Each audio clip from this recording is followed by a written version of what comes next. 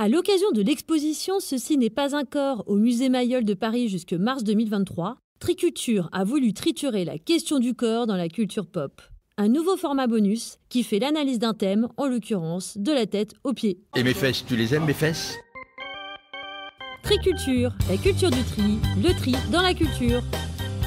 Mon corps, c'est mon corps, le sien, c'est le sien, et le sien, c'est le sien. Ta présence me trouble, ton odeur me trouble. J'ai envie de vos mains. Oh ton cul. J'ai décidé de m'occuper de mon corps. Mon corps est à moi. Mon corps est à moi. Comme le disait le diplomate Talleyrand, tout ce qui est excessif est insignifiant. Alors comme on ne va pas pouvoir citer toutes les références, voici celles que Triculture préfère, en transmédia, en transgenre et en trans tout court. Commençons par la genèse. Oh, quelle horrible tête! Quand les artistes veulent nous montrer que tel un fruit sorti de la terre, le corps, quel qu'il soit, est le produit de la nature sauvage. Le dessinateur Ludovic de Beurme en fait la fine démonstration dans sa trilogie graphique Epiphania. Après un déluge, une pluie de comètes va semer des êtres hybrides mi-humains, mi-animaux dans la terre. Accueillir par la tête comme des choux, leurs corps fumants sortent des profondeurs pour sauver la Terre d'un virus, l'humain. Décidément, il n'y a rien à attendre des hommes, j'en fais chaque jour la triste expérience. Et face à ces créatures hybrides qui le rappellent à sa nature profonde, c'est l'humain qui devient un monstre. En la matière cinématographique, pour Triculture, les deux refs de base, et films en noir et blanc, attention, donc pour les cinéphiles avertis, Elephant Man de David Lynch,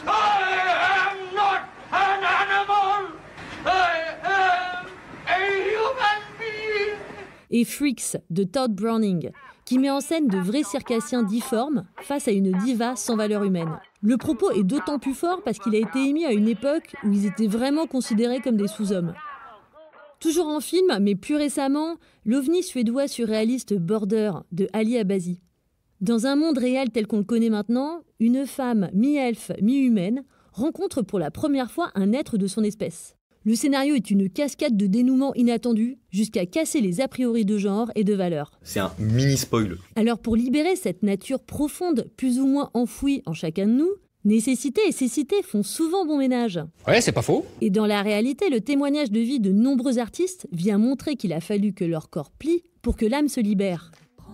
Par exemple, Frida Kahlo voulait devenir médecin avant son accident de bus à 18 ans. Basquiat a été renversé par une voiture à 7 ans. Et pendant sa convalescence, sa maman lui a offert un livre d'anatomie médicale qui sera sa source d'inspiration principale pour ses premières œuvres. C'est une crise d'appendicite à 20 ans qui va clouer Matisse au lit et lui faire découvrir la peinture. Django Reinhardt, victime d'un incendie et brûlé à la main gauche, il perd 2 doigts, ce qui le force à passer du banjo-guitare à la guitare classique et à inventer une technique qui fera son talent. Encore de Cédric Lapiche raconte une jeune danseuse rompue au classique et qui va se rompre la cheville pour accéder à son moi profond avec la danse contemporaine. Et J'ai perdu mon corps de Clapin est un film d'animation. Grand prix à Annecy en 2019, il montre avec intelligence et finesse comment son handicap va guérir le protagoniste de ses traumas et de ses blessures d'enfant.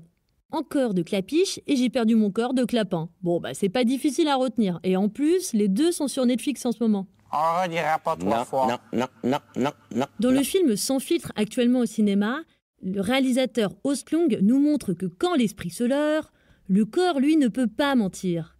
Avec une séquence magistrale d'un bateau en pleine tempête, les passagers à l'esprit vicié et dans un déni du naufrage veulent continuer à boire et à manger comme si de rien n'était. Tandis que le corps, lui, vomit et défèque tout son dû en réaction au chaos titanesque. Un saut de merde, docteur! En roman graphique et tiré de faits réels, vous devez lire L'accident de chasse, qui conte l'histoire d'un prisonnier qui commence sa peine alors qu'il vient de perdre la vue. Grâce à son amour de la littérature et son imagination exacerbée des nouveaux lieux dans lesquels il se trouve, il va mettre en parallèle les étages de la prison et ceux de l'enfer de Dante. Le protagoniste a beau être non-voyant, l'auteur nous délivre une œuvre hypnotique. C'est drôle. Toujours dans une prison, la BD graphique Le Vagabond des étoiles, tirée d'un roman de Jack London.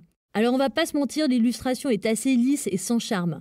Vous découvrirez le récit d'un prisonnier en camisole, lacéré à en faire craquer les os, une souffrance qui est presque suffocante pour le lecteur. Et le récit est hyper moderne et actuel parce qu'il va trouver le répit de la douleur en faisant abstraction de son corps, donc de la méditation, qui l'emmène dans ses transes de ses vies passées et de son âme éternelle. Et depuis, j'ai découvert une totale liberté de pensée cosmique vers un nouvel âge réminiscent. En parlant de méditation, il y a de plus en plus d'ouvrages autour de la voie ésotérique. Toutes les vibrations de François-Marie Dru, dont j'ai déjà fait la chronique, fait la revue du corps humain comme un être de vibration et en révèle toute sa magie. Pour une lecture plus ludique et graphique, il y a la collection Les Nouvelles Routes du Soi, qui illustre la vie de personnages qui sont dans une impasse et comment l'introspection par la respiration, l'oubli du corps, la pleine conscience... On parle d'un terme qui est très galvaudé. ...va permettre de faire face à ces peurs enfouies et donc de les faire disparaître. Dans la collection aux éditions Glénat, je vous conseille Apprendre à maîtriser son destin, qui est en plus commenté par le super philosophe thérapeute Denis Marquet. Vous savez où on en est là? Parce que moi je suis un peu battu là. Je ne cache pas que... Ah bah écoute mon vieux, faut suivre parce qu'on en vient au plus croquant. Tantôt esclave ou maître de ce corps qui nous mène à la braguette, la pratique érotique est souvent le lieu des manifestations névrotiques. En la référence, le film Belle de jour de Buñuel, où Catherine Deneuve, évangélique, y joue une jeune mariée qui va secrètement devenir prostituée pour assouvir ses fantasmes. Le sujet est très actuel et rappelle même le récent roman La Maison de Emma Baker. C'est assez grisant de voir Deneuve dans un rôle aussi décadent. Et Buñuel traite du fantasme de façon élégante et avec une touche de surréalisme. J'ai une idée. Si vous vous appeliez Belle de jour. Belle de jour? Comme vous ne venez que l'après-midi. Oui, si vous voulez. Vous avez l'air un peu nerveuse. Détendez-vous. Vous serez sortie à 5 heures, ne vous inquiétez pas. Plus récemment, le très sensuel acteur Fassbender Il fait chaud, non? est muet en érotomane dans le film Shame de Steve McQueen. Le film est articulé comme la descente aux enfers d'un junkie. Il s'oublie dans le sexe frénétique avec des ébats qui commencent du sommet des buildings new-yorkais jusqu'au fin fond des sinistres backrooms. En termes d'utilisation du corps comme exutoire névrotique, le témoignage de la vie de la romancière Anaïs Nin y va à fond les ballons. Victime d'un inceste à 11 ans, adulte, elle décide de mener une relation amoureuse et sexuelle avec son père et pendant 2 ans. La dessinatrice Léonie Bischoff illustre cette vie digne de la mythologie grecque dans un superbe roman graphique en multicolore. Toujours en dessin et en maître de la sensualité exacerbée, toutes les BD de Bastien Vivès montrent des personnages aux zones érogènes exagérées. Des lèvres pulpeuses, des poitrines explosives, des sexes protubérants. S'il fallait ne citer qu'un de ses ouvrages, ce serait Les Melons de la colère, dans la collection BDQ. Une petite fable intelligente où le sexe devient une arme de pouvoir pour la justice sociale. Si vous cherchez plus de poésie en érotisme... J'aime vos seins, enfin, surtout le gauche. Marion Fayolle est une dessinatrice qui a un trait original, parce qu'il est à la fois naïf et surréaliste.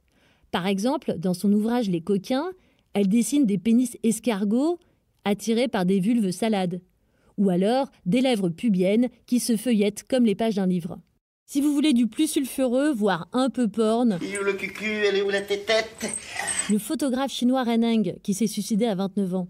Il joue avec les corps comme avec des caplas. Il arrive à créer des formes géométriques, comme des rosaces de toison pubienne, des mandalas de langue, ou des fesses alignées en quinconce, comme des dunes de sable.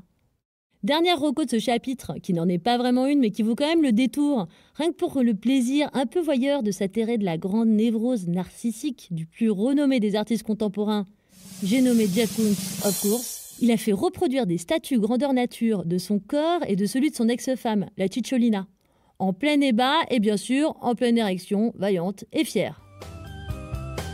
Allez, on se retrouve au prochain épisode avec les chapitres sur le corps aliéné, le corps christique, le corps formesme et le corps démesuré. Si vous avez aimé cet épisode, n'hésitez pas à en parler, à liker, à partager, à vous abonner, à tout ça, et surtout, restez triculturieux.